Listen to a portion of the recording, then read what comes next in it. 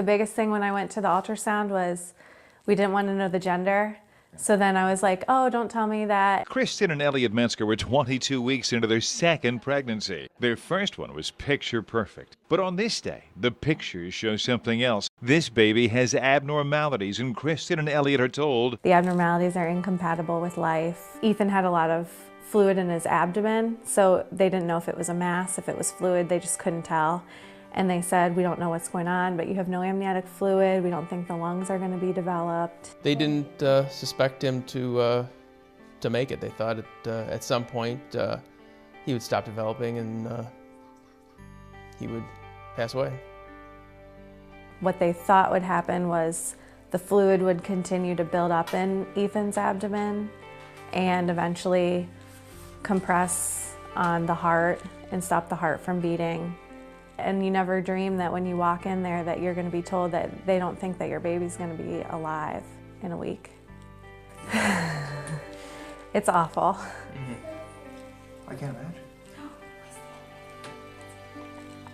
Still, the doctors couldn't be certain. The Metzgers were given a grief counselor and options, dark options. They chose to chase a miracle. We didn't like the idea of ending things, so we just wanted to give it a shot. Weekly checkups listened for heartbeats, while hopeful these young parents also prepared to hear silence. We had gone to our church, we had talked to the priest, we had gone to a cemetery, you know, to prepare for like a, you know, plot. We had gone to a funeral home to talk to them about like what we would need to do. We had the paperwork for like an autopsy. I mean, we had all of that. At 36 weeks with the heart still beating, doctors went in to get the baby. Because they had no idea if he was going to breathe on his own.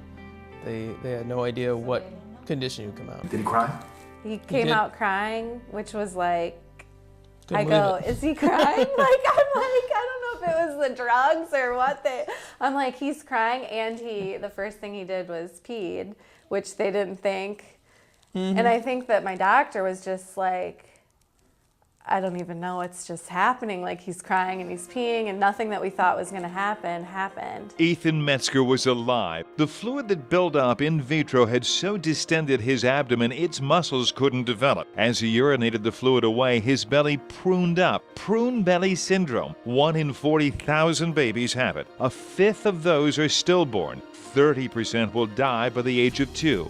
Come September, Ethan Metzger will turn 3. Yes, some 80 days of his first year of life, he was in the hospital. Viruses are a worry, his kidney and urinary functions closely monitored. His parents say he has a good personality, a great demeanor for all he's been through, and he's curious, probably more so than big brother Braden. He gets into things a lot more than Braden did. He's silent, he doesn't speak, so he can sneak from there to there and be into something. And he's not giggling about it too much. Kristen and Elliot credit the doctors of Mercy Children's Hospital with keeping their little guy alive during his sickest of days 2 years ago. They tell of specialists constantly checking up on little Ethan, even if they weren't treating Ethan at that particular time. When you see that, you know that they really care about the kids that they're treating, and they care about their success and their, you know, overall health and well-being, and you're not just a patient to them. They were told his abnormalities were incompatible with life. But Ethan Metzger is very much alive. So again, I wonder. Am I reaching too far if I say he's a miracle? Yeah. Oh yeah, he's definitely a miracle.